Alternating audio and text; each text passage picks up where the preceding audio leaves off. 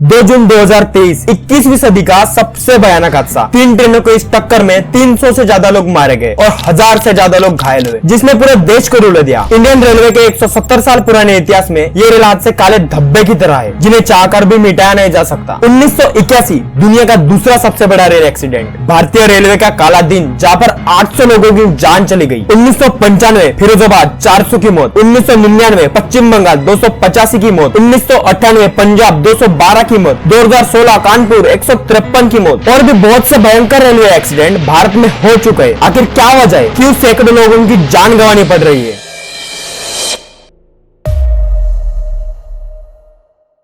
ये तो सबको पता है कि 16 अप्रैल 1853 भारत में सबसे पहले ब्रिटिश शासन द्वारा मुंबई से ठाणे के बीच ट्रेन की शुरुआत हुई थी। अंग्रेजी सरकार को ट्रेन का इस्तेमाल अपने सैनिकों को, एडमिनिस्ट्रेटर्स और सामान की ताकतवर तरीके से देश भर में मूवमेंट करने के लिए भी जरूरत महसूस हुई थी। इससे देश के वेरियस प्रदेश और सिटीज के बीच कम्युनिकेशन और ट्रेड इंप्रूव हुई। रेलवे ने भी ट्रांसपोर्टेशन के लिए धरती पर रेल की नई दिशाएं खोल दी। इस रेलवे नेटवर्क ने भी भारत की आर्थिक विकास में भी महत्वपूर्ण भूमिका निभाई, क्योंकि व्यापार और उद्योगों के लिए बेटर कनेक्टिविटी का साधन बन गई। अंग्रेजों ने भारत में ट्रेन को एक सिंबल ऑफ प्रोग्रेस और डेवलपमेंट के रूप में प्रमोट किया, लेकिन अंग्रेजों ने अपने फायदे के लिए रेलवे की शुरुआत की थी, न कि भारत के लोगों की मदद करने। मध्यकाल में भारत सोने की चिड़िया के नाम से जाना जाता था। कच्चा सामान, सोना चांदी, महंगी मूर्तियां, कोयला इत्यादि इंग्लैंड भेजने के लिए और फिर वहां से बना सामान वापस बेचने के लिए अंग्रेजों ने ट्रेन की शुरुआत की थी। विश्व का चौथा सबसे बड़ा रेलवे नेटवर्क। भारत में हर रोज 2.5 करोड़ से ज्यादा लोग रोजाना सफर करते हैं। भारत में 1,15,000 किलोमीटर लंबे रेलवे ट्रैक्स है और हर दिन 12,000 ट्रेन इन ट्रैक्स पर चलती है, लेकिन हर साल 12,000 से ज्यादा लोग ट्रेन एक्सीडेंट में मारे जाते हैं। भारत में 76% रेल एक्सीडेंट डिरेलमेंट यानी कि ट्रेन पटरी से नीचे उतरने की वजह से होते हैं, 16% लेवल क्रॉसिंग की वजह से होते हैं और बाकी बचे हुए 7% कॉलिजन की वजह से होते हैं। भारत की ट्रेन हर 10 किलोमीटर ट्रैवल करने पर 0.73 रुपीज खर्च करती है, लेकिन कमाती कितना है? सिर्फ 36 पैसे यानी कि 0.36 रुपीज। और जब ऐसा हो रहा है तो कोई शक नहीं है कि भारत सरकार की सभी सेक्टर्स में से रेलवे ही वो सेक्टर है जहां पर सबसे ज्यादा प्रोजेक्ट देरी से चल रहे हैं। साल 2021 मिनिस्ट्री ऑफ रेलवे के मुताबिक एक साल में 467.2 करोड़ ये पैसा सिर्फ इंडियन रेलवेज ने प्रोटेस्ट कंट्रोल करने में खर्च किए है। भारत में कुछ भी हो जाए, सबसे पहले ट्रेन जला दो, ऐसा मानना है हमारे देश के लोगों का। हिंदू मुस्लिम में दंगे हो जाए, ट्रेन जला दो। किसी नेता का झगड़ा हो जाए, ट्रेन जला दो। किसी एक्टर्स ने कुछ कहा, ट्रेन जला दो। जहाँ पर अग्निपथ योजना के विरोध में युवाओं ने अब तक रेलवे की जितनी संपत्ति फूंक दी है, उतनी संपत्ति का नुकसान तो रेलवेज को 100 साल में भी नहीं हुआ था। अग्निपथ प्रोटेस्ट के विरोध में अब तक रेलवे को 1,000 करोड़ से भी ज्यादा का नुकसान हो चुका है। पूरे देश में रेलवे ट्रैक का जाल बिछा हुआ है, लेकिन अब भी यह उससे बहुत कम है जितना कि असल में रेलवे को जरूरत है। भारत थोड़े थोड़े समय में नई नई ट्रेन लॉन्च करता है, लेकिन वो दौड़ेगी किस ट्रैक पर, इसे सोचने में ज्यादा दिमाग ही नहीं लगाया जाता है। फिलहाल इंडिया के पास 22,000 से भी ज्यादा ट्रेन है, लेकिन ट्रैक सिर्फ 68,000 किलोमीटर है, लेकिन इसमें से 54,000 किलोमीटर तो अंग्रेजी बनाकर गए थे। यानी कि पिछले 76 सालों में हमारी सरकार ने सिर्फ 14,000 किलोमीटर ही ट्रैक्स बनाए। मतलब कि भारत सरकार ने सिर्फ ट्रेनों को ही बढ़ाया, लेकिन ट्रैक्स को जरूरत के हिसाब से बिल्कुल भी नहीं बढ़ाया। मतलब समय के साथ ट्रेन तो बढ़ रही है, लेकिन ट्रैक्स वही की वही है। और ये भी एक वजह है कि हमारी इंडियन रेलवे बाकी देशों से पीछे है। पुअर इंफ्रास्ट्रक्चर की वजह से ट्रेन को बहुत सी मुश्किलों का सामना करना पड़ता है। इंडिया में ऐसे बहुत से पुराने एक्सपायरी ट्रैक्स है जिन्हें रिपेयर या फिर सीधा रिप्लेसमेंट की जरूरत है। अगर हम नए रेलवे ट्रैक की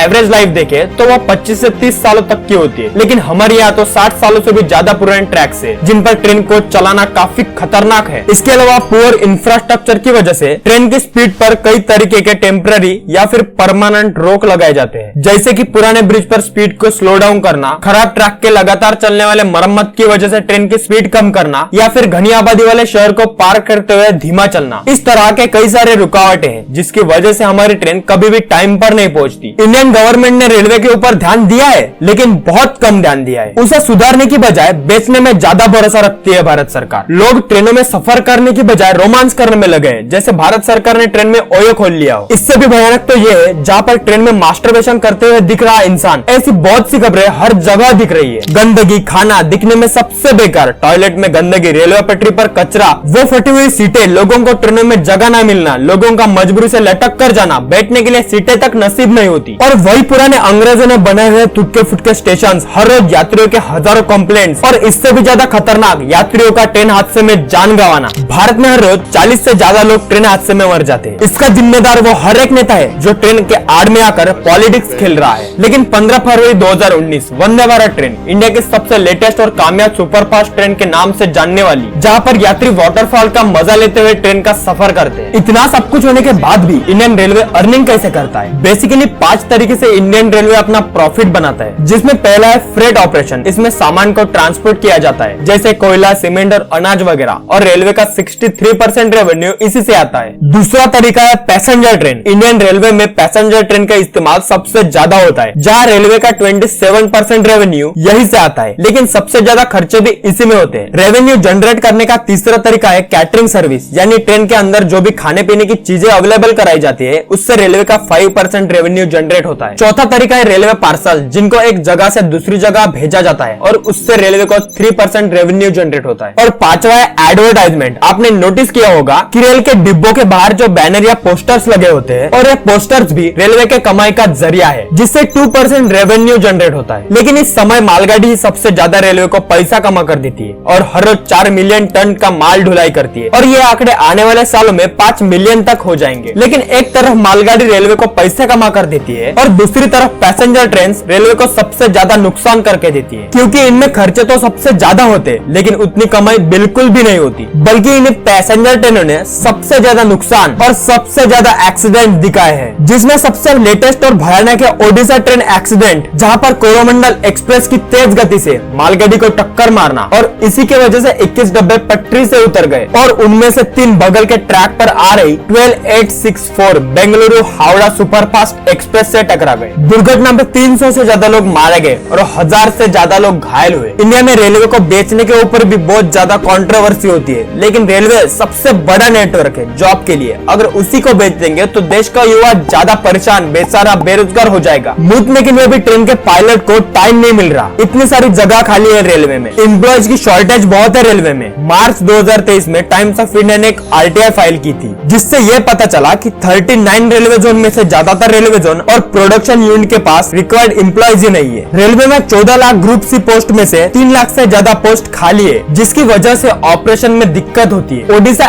एक्सीडेंट होने के 2 दिन पहले द हिंदू ने एक रिपोर्ट पब्लिश की थी, जिसमें सेम चीज कही गई थी। एम्प्लॉयज की शॉर्टेज की वजह से एक्सीडेंट हो रहे हैं और आगे भी हो जाएंगे। इसमें कवच को लेकर भी बहुत ज्यादा कंट्रोवर्सी हो रही है। कवच एक ऐसा सिस्टम है जिसके लिए हर इंडियन बहुत ही प्राउड है, क्योंकि ये हमारा खुद का बनाया हुआ ऑटोमेटिक ट्रेन प्रोटेक्शन सिस्टम है और इसको आगे चलकर हम लोग एक्सपोर्ट भी करेंगे बाकी देशों में। 2022 में इसको लॉन्च किया था और अभी जनवरी 2023 तक 1455 किलोमीटर तक का ट्रैक है, उसको हमने कवच से प्रोटेक्ट कर लिया है। लेकिन अभी भी बहुत काम बाकी है। एक्चुअली कवच 2 ट्रेन को आपस में टकराने से बचाता है, और अगर कोई ड्राइवर टेक्निकली या वेदर रिलेटेड कोई इश्यू होता है तो एक्सीडेंट नहीं होने देता है, ट्रेन को वही रोक देता है। अगर 2 ट्रेन आमने सामने ट्रैक्स पर गलती से आ जाए और दोनों ट्रेन जिसमें कवच लगा है तो ऑटोमेटिकली ब्रेक लग जाएगा थोड़ी देर पहले ही। लगभग 11-12 साल पहले 2022 में कवच सिस्टम का ट्रायल हुआ था, लेकिन अब तक 22,000 ट्रेनों में से सिर्फ 65 इंजनों में लगा पाए। जिस हिसाब से कवच को लगाया जा रहा है, इस हिसाब से तो सदियों बीत जाएंगे। आप और मैं रहेंगे भी या नहीं, इतना स्लो काम चालू है। पूरे भारत में अनुमान के मुताबिक 10 लाख से भी ज्यादा मंदिर है। सरकार ने इसमें से बहुत से मंदिरों को बनवाने में 1800 करोड़ रुपए सरकार ने लगा दिए। ऐसे बहुत से मंदिर, मस्जिद, तीर्थ स्थान बनाए होंगे। पूरा कैलकुलेट करे